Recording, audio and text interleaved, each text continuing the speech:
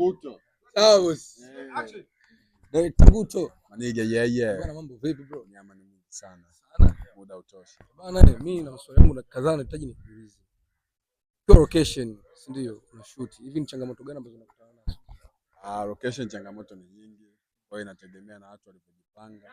Kama watu wamekosea kujipanga basi kuna changamoto. Ila kama wamejipanga vizuri changamoto hakuna. Wewe unapenda sana ukiwa location, unapenda sana kudili na wasanii wa design gani? Movie au unapenda sana kushoot video za kawaida za nyimbo?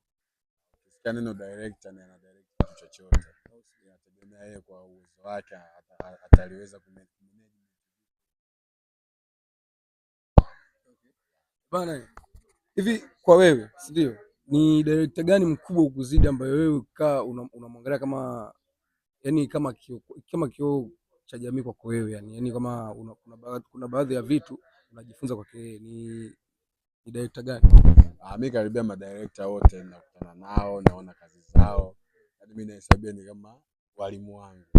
Kwa hiyo inaweza katokea leo nimeangalia leo kashuti Jose, kashuti labda Fazili Ngoma, labda kashuti Kana, Forex. Lakini vyote hivyo wakiwa na shoot mimi ndo najifunza. Fanya kitu cha ajabu naangalia na mimi kesho nitafanya zaidi. Hivi kwa msanii wa kawaida ambaye ni bado chipukizi ambaye bado underground, si ndio? Ni kiasi gani cha pesa ambacho anaanza ka afford kuweza kufanya naye kazi? Inategemea msanii amejipangaje na so kama watu wote wanafanana hali. Kuna wengine hali ya chini, wengine hali ya juu. Kwa hiyo kama unavyoona tu muziki yani watu wanapoingia rekodi kwa 50, 100,000 mpaka 1,100,000 inategemea sasa msanii anataka kitu kizuri. Yaani wewe unaenda kulingana na msanii mwenyewe, si ndio? Sasa uwezo ukavosi msanii ashuti video ya 300,000 wakati uwezo wake 600,000. Hivi ni changamoto gani nyingine kubwa ambayo unakutana nayo zaidi ya ukiachana na kukosa vifaa location? Changamoto nyingine ipi kubwa ambayo unakutana nayo? Changamoto ni cast. Yaani wewe umeomba cast ya mtu mzee uletewe mzee.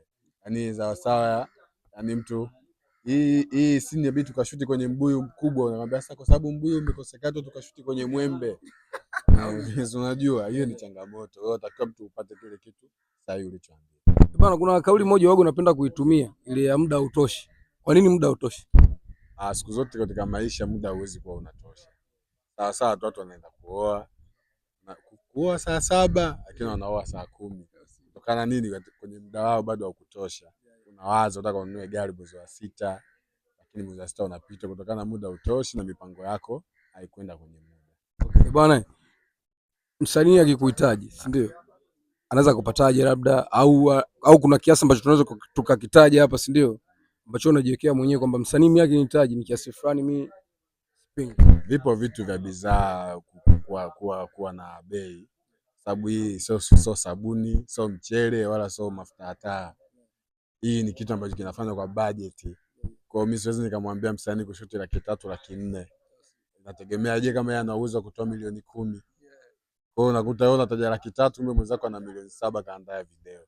Bwana, shukrani kwa muda wako bro. Najua nimekukatisha kazi yako hapa, si ndio? Nashukuru kwa muda wako. Asante sana. Au vipi bwana? Nimepiga story 2-3 na mwanangu Director Nguto. Au sio bwana?